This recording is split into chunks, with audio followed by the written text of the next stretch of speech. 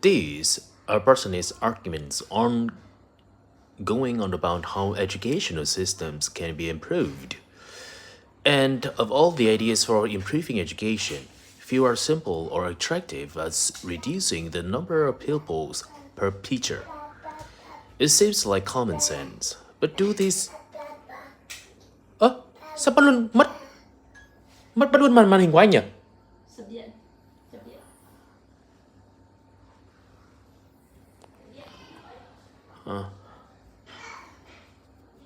Today, I want to look at the situation in the USA and some of the research that has been done here in America.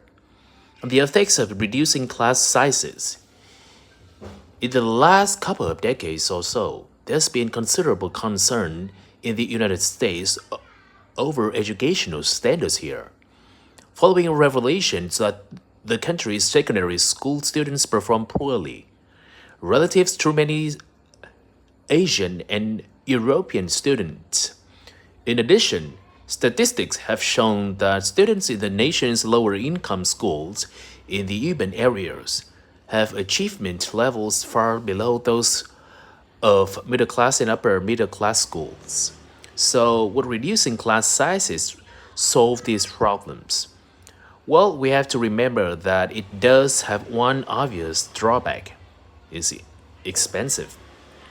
It requires more teachers and possibly more classroom equipment and so on.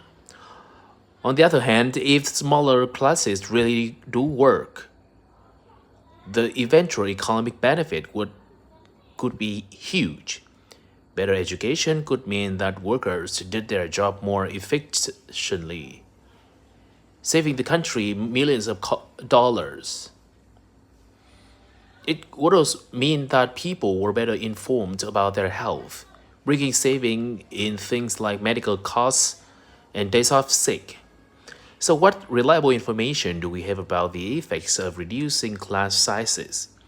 There's plenty of anecdotal evidence about the effects on students' behavior.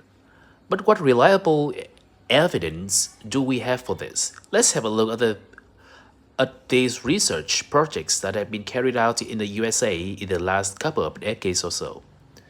The first studies I'm going to look at